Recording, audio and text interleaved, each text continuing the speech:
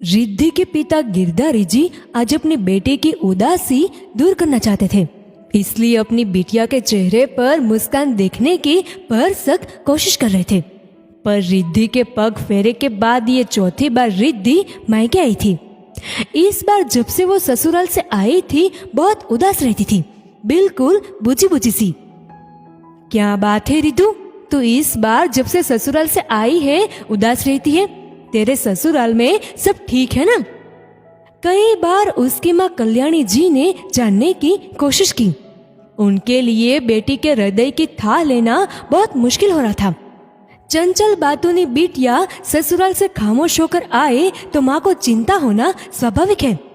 पापा, माँ, नीता हो या भैया हो, घर में हर कोई पूछता कि रिद्धि तुम इतनी गुमसुम क्यों हो, क्या बात है? लेकिन रिद्धि सबकी बात को टाल जाती थी। 4 दिन हो गए थे उसे ससुराल से आए हुए। इसी बीच ना तो सास ससुर का या ननंदों का कोई फोन आया था। हाँ, पति का फोन एक बार जरूर आता था, पर रिद्धि फिर भी उदास थी।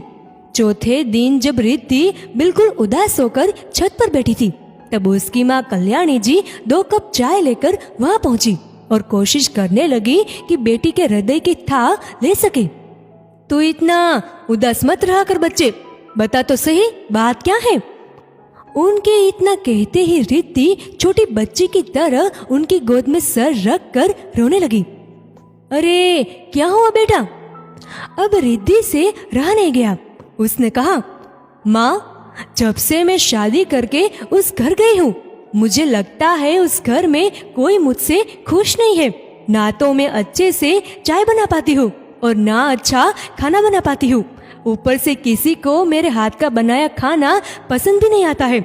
मैं जब सफाई करती हूँ किसी को पसंद नहीं आता।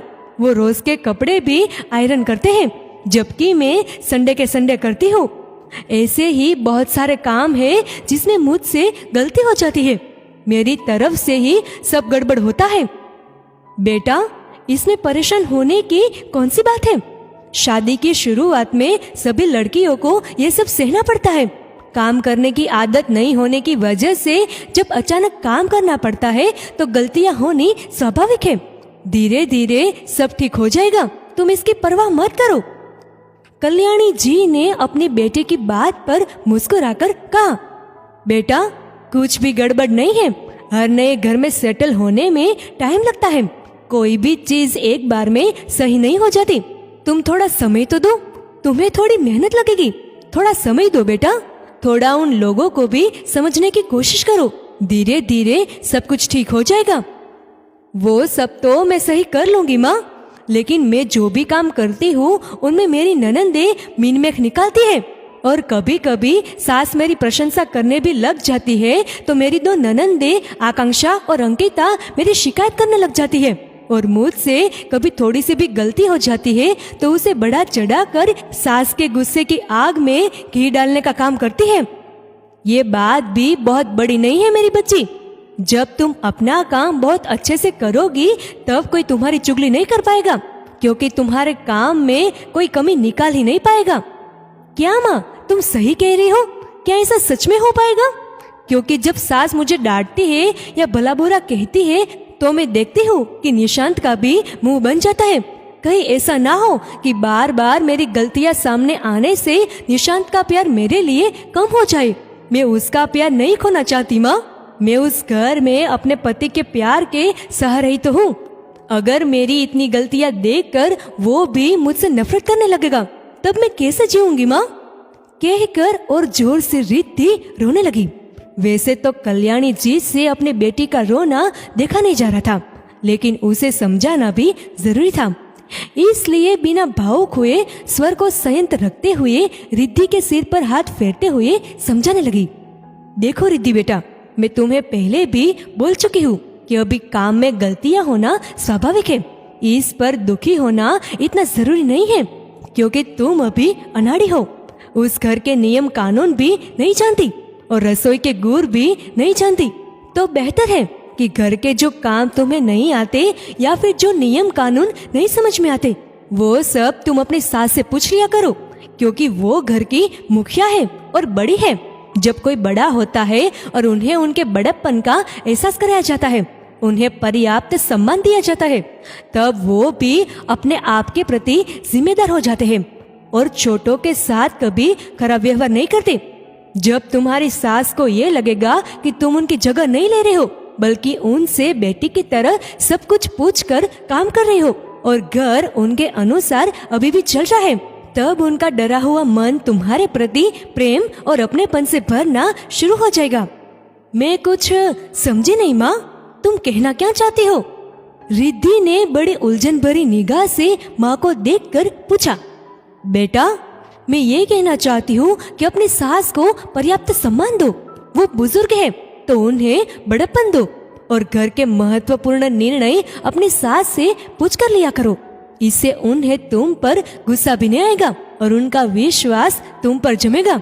वो तो फिर भी ठीक है माँ, वो कभी डांटती है तो कभी कभी प्यार भी करती है, पर ये जो दोनों ननंदे हैं ना, ये दोनों एकदम जासूस की तरह मेरे पीछे पड़ी रहती है। इनका क्या करूं मैं? अभी अभी तो कहा था ना मैंने बेटा कि बड़ों को सम्मान देने के साथ छोटों को प्यार दिया जाता है, तो तुम्हें दोनों ननंदों को प्यार देना होगा। अपने किसी महत्वपूर्ण काम में इनको भी शामिल किया करो और साथ ही तुम्हें थोड़ा त्याग करना पड़ेगा, क्योंकि ये घर की बेटियां हैं और भाभी के आने से इन्हें लगता है कि इनकी जगह छीनने वाली है, इसलिए वो तुमसे ऐसा व्यवहार कर रही है। वो जब ये देखेगी कि तुम उन दोनों को भी प्यार कर रहे हो और उसके भैया को उनसे नहीं छीन रही हो, तब वो दोनों तुम्हारी चुगली नहीं किया करेगी और तुम पर विश्वास करने लगेगी और उनको तुमसे कोई शिकायत का मौका नहीं मिलेगा। ओ माँ, तो ये बात है कि आकांक्षा और अंकिता के मुझसे नाराज होने की। मुझे लगता था कि मैं ही बुरी हूँ, मुझे काम नहीं आता, इसलिए वो दोनों सास के गुस्से में आग का काम करती हैं। रिद्धि ने मासूमियत से कहा तो उसकी माँ को अपनी भोली बिटिया पर बहुत ही प्यार आया। उन्होंने रिद्धि का माथा चूमते हुए आगे कहा, देख मेरी लाडो, तुम ऐसी गलती मत करना जैसी गलतियाँ लगभग हर नवविवाहिता करती है। जैसे कि तुम लोग कहीं भी घूमने जाओ तो तुम्हें थोड़ा त्याग करना पड़ेगा। कभी तुम और निशांत बाजार या कहीं और जाओ तो अपनी ननंदों के लिए कोई ना कोई गिफ्ट लेकर जरूर आओ। हो सके तो सास ससुर के लिए भी कोई उनके काम का सामान लेकर आया करो। इससे घर में सब प्रसन्न होंगे और तुम्हें बहुत दिल खोलकर अपनाएंगे और ननंदे तुम्हारी चुगली तुम्हारी सास से करना छोड़ देंगी और तुम्हारी बुराई भी कभी नहीं करेगी। दोनों छोटी ननंदों को अपनी छोटी बहनों की तरह प्यार दो, फिर देखना पूरा परिवार एक सूत्र में बन जाएगा और तुम्हें वो लोग बाहर से आए हुए नहीं समझेंगे, बल्कि अपने ही परिवार का एक अंग समझेंगे। और हाँ, अगर कभी सास डांटेगी तो सिर झुकाकर सुन लिया करना, वो बड़ी है, तुम्हारे भले के लिए ही कहती है। और जब दोनों ननंद को तुम प्यार करोगी तो वो दोनों भी तुम्हारे खिलाफ नहीं जाएंगी। वाह माँ, ये तो तुमने मुझे बहुत ही अच्छा टिप्स दिया है। अब तो मैं ससुराल में सबको खुश रखूंगी और चाहे मैं कैसा भी खाना बनाऊं सबको पसंद आएगा और लोग मेरी तारीफ करेंगे। रिद्धि उछलकर बच्चों की तरह ताली बजाकर बोली। तब तक उसके पापा गिरधारी जी भी आ चुके थे और छोटी बहन और भाई नीता और नितेश भी बैठक में आकर बैठ गए थे। कल्याणी जी ने अब गंभीर होकर कहा, ऐसा नहीं है बेटा कि जब तुम अच्छा खाना नहीं बनाओगी तो लोग न तो तुम्हारी तारीफ करेंगे और न ही तुम्हें पसंद करेगी। घर गृहस्थी की कुछ गुड बातें तुम्हें सीखनी पड़ेगी, तभी तुम एक परफेक्ट बहू बनोगी।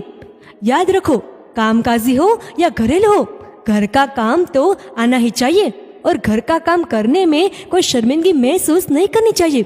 स्त्री को गृहिणी या गृहलक्ष्मी कहलाने में खुद अपने प्रति सम्मान की भावना आनी चाहिए।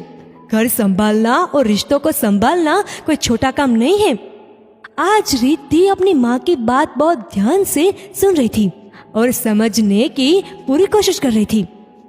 कल्याणी जी को भी पता था कि रिद्धि एक दिन में सब कुछ नहीं सीख जाएगी, कोई चमत्कार नहीं हो जाएगा। बस धीरे धीरे उसे घर गृहस्थी के कामों में पारंगत होकर ससुराल की बागडोर संभालनी होगी और रिश्तों को निभाते निभाते खुद को साबित करना होगा, तभी उसे सबकी इज्जत और प्यार मिलेगा। पहल अगर रिद्धि करेगी तो उसके ससुराल वाले भी उसके गुणों से प्रभावित होकर उससे प्यार जरूर करने लगेंगे। इस तरह एक हंसते खेलते परिवार का निर्माण करने में घर की बहू रिद्धि का भी अहम योगदान होगा। अब धीरे धीरे कल्याणी जी रिद्धि को रोज थोड़ा रसोई का काम सिखाती और थोड़ा घर संभालना भी सिखाती थी। कुछ दिनों में उनकी लाडली बिटिया में काफी बदलाव आ गया था। अब उसकी सोच भी बदल रही थी। एक दिन उसके पति निशांत का फोन आया तो रिद्धि ने बहुत समझदारी से फोन उठाया और खिलखिलाते हुए बोली, आज मुझे भी आपकी बहुत याद आ रही थी। मम्मी जी, आकांक्षा और अंकिता कैसी हैं? उनकी भी याद आती है। जब से यहाँ आई हो उन्होंने तो कोई फोन ही नहीं किया। अब निशांत थोड़ा शर्मिंदा होते हुए बोला, मम्मी और दोनों बहनें तुम्हें बहुत याद करती हैं। उसी दिन शाम को रिद्धि के पास उसकी सास का फोन आया और दोनों ननंदों ने भी उससे खूब बात की और उसे जल्दी आने को भी कहा। उनसे बात करके रिद्धि एकदम खुशी से गदगद हो गई। इसके ठीक 2 दिन बाद निशांत का फोन आया कि वो उसको लेने आ रहा है और बोला, अरे बेगम, इस नाचिस के बारे में भी जरा सोचो। बेचारे का तो तुम्हारे बिना मन ही नहीं लगता, इसलिए हम अपनी बेगम को लेने आ रहे हैं। निशांत की रोमांटिक बातें सुनकर वो शर्मा गई। माँ की सीख सच में बहुत काम आई थी कि पति के साथ घर में पूरे परिवार को अपनाओ। रिद्धि उत्साह से ससुराल जाने की तैयारी कर रही थी। अब उसे शादी के बाद अपनी नई जिम्मेदारी का एहसास हो रहा था। उसे अब नई जिम्मेदारी में मिठास के रूप में पति का प्यार का अनुभव हो रहा था, जो उसके मायके आने पर उसे इतना याद कर रहा था और जब तब उसे फोन करता रहता था। रिद्धि समझ रही थी कि हर लड़की को शादी के बाद 2 घरों में 2 भाग में जिंदगी जीनी पड़ती है। मायके में अलग सी बेपरवाह सी जिंदगी और फिर ससुराल में भी एक अलग जिंदगी जीनी पड़ती है। जिंदगी खुश होकर जीना हो तो उसके लिए थोड़ी तैयारी करनी जरूरी है। ससुराल में हर नए रिश्ते को अपनाना पड़ता है, तभी वो रिश्ता अपना बनता है और घर भी अपना लगता है। बस सभी को ये मंत्र याद रखने की जरूरत है। बड़ों को मान सम्मान और छोटों को प्यार, इससे सुखी रहता हर घर परिवार।